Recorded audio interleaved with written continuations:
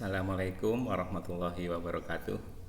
Selamat berjumpa kembali dengan stasiun TV SMP Negeri 1 Ponorogo.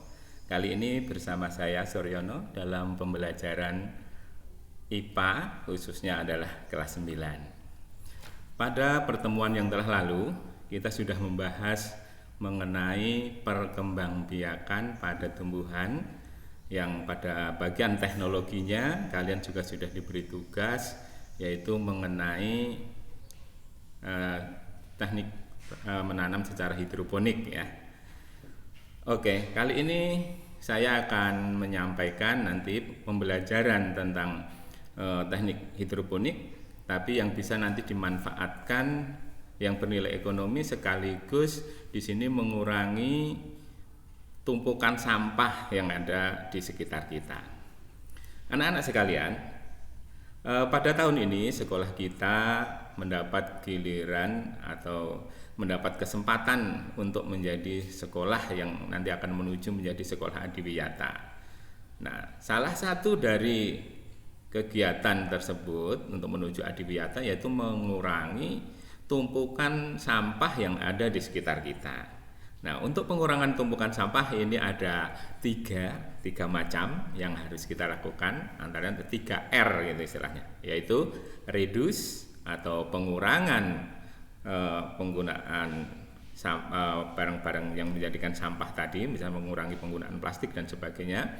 Kemudian reuse atau menggunakan kembali, jadi dari kemasan-kemasan atau bungkus dari barang yang kita gunakan itu kita manfaatkan kembali menjadi sesuatu yang tadinya harus dibuang menjadi sesuatu yang berguna. Kemudian yang berikutnya R yang ketiga yaitu adalah recycle atau daur ulang. Jadi membuat dari sampah tadi didaur ulang menjadi barang yang lebih berguna lagi ya. Oke.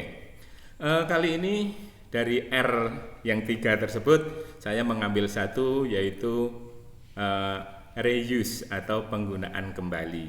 Apa yang akan kita gunakan kembali? Ya, kita kembali ke pelajaran kita.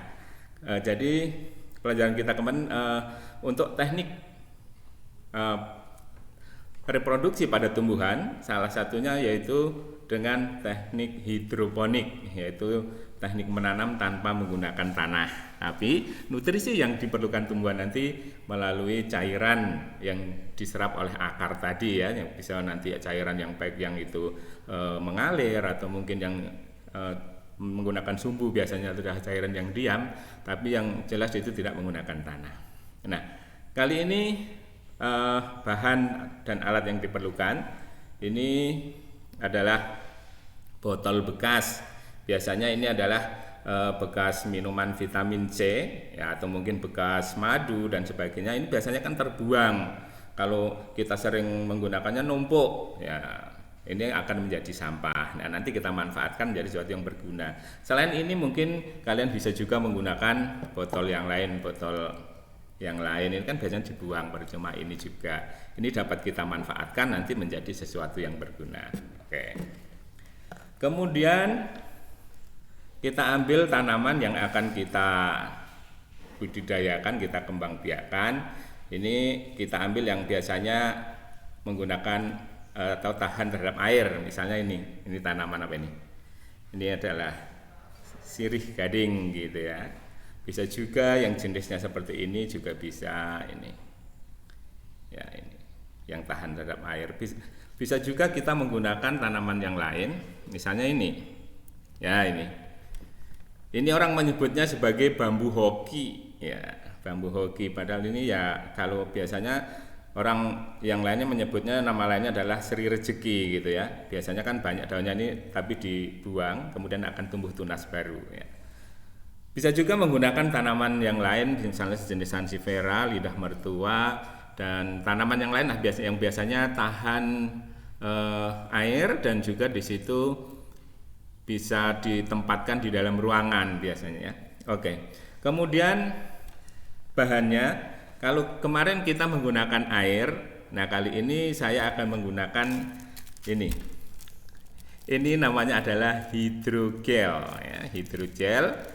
Ada juga menyebutnya di tempat lain mungkin ada menyebutnya bolo-bolo, ada juga yang menyebutnya telur Naruto dan sebagainya. Ini dapat kalian dapatkan pada tempat orang jual mainan anak-anak, itu biasanya ada hidrogel gitu ya, atau bisa juga di tempat yang jual tanaman hias yang hidroponik itu biasanya ada. Bisa dibeli ke toko langsung atau bisa juga melalui online. Nah, caranya bagaimana? Tahap pertama, kita rendam serbu ini atau butiran gel ini ke dalam air ya. Kita rendam ke dalam air kira-kira 4 atau 5 jam sehingga dia nanti akan menyerap air dan mengembang. Nah, setelah itu kita dapatkan seperti ini ya. Ya, ini adalah contoh dari hidrogel yang sudah mengembang. Nah, kemudian kita siapkan botol tadi yang sudah dicuci bersih botolnya ya, dicuci bersih. Kemudian ini kita masukkan, gunakan sendok, bisa kita masukkan ke dalam botol tadi. Ini adalah gunanya, nanti fungsinya adalah sebagai media tanam. Kenapa kita menggunakan ini? Kok tidak menggunakan air? Nah, karena ini nanti ada nilai atau ada fungsi khusus yang akan kita sarankan sehingga tidak akan tumpah gitu ya. Sehingga nanti kita akan mendapatkan ya, bisa seperti ini kita dapatkan ya. Setelah kita masukkan dalam botol ya. Ya, ini diikat menggunakan bekas pengikat souvenir, bisa juga pakai karet gelang juga boleh. Pita ini adalah sebagai pemanis saja. Ini hidrogelnya. Nah, jadi tanaman ini nanti akan mendapatkan air atau nutrisi yang lain dari hidrogel ini ya. Jadi bisa hidrogel tadi selain direndam menggunakan air, bisa juga dengan menggunakan larutan nutrisi ya, atau bisa menggunakan AB mix dan sebagainya untuk merendamnya. Sehingga nanti tumbuhan yang ada di sini ini akan kecukupan nutrisinya mendapatkan dari hidrogel di sini.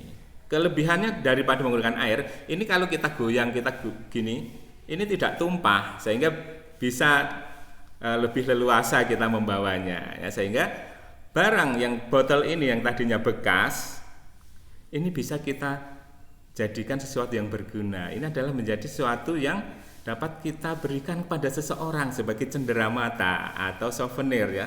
Ada teman kalian mungkin yang ulang tahun, ada yang mungkin lulus ujian, yang wisuda dan sebagainya. Nah, dikasih dengan craft ini atau kerajinan kita ini ya, akan menjadi sesuatu yang bernilai punya nilai tersendiri bagi mereka. Oke? Ya. Jadi sekaligus kita belajar tentang hidroponik, di sini kita sekaligus membuat kerajinan yang bisa kita manfaatkan, sekaligus juga mengurangi tumpukan sampah yang ada di sekitar kita. Yang botol tadinya akan terbuang percuma sekarang menjadi sesuatu yang berguna, bernilai estetika dan ekonomi. Semoga pertemuan kita kali ini bermanfaat bagi kita semua. Mungkin kalian nanti akan menemukan cara-cara baru atau inovasi-inovasi baru dalam pemberdayaan penggunaan sampah menjadi sesuatu yang berguna. Oke, terima kasih. Semoga bermanfaat bagi kita semua. Assalamualaikum warahmatullahi wabarakatuh.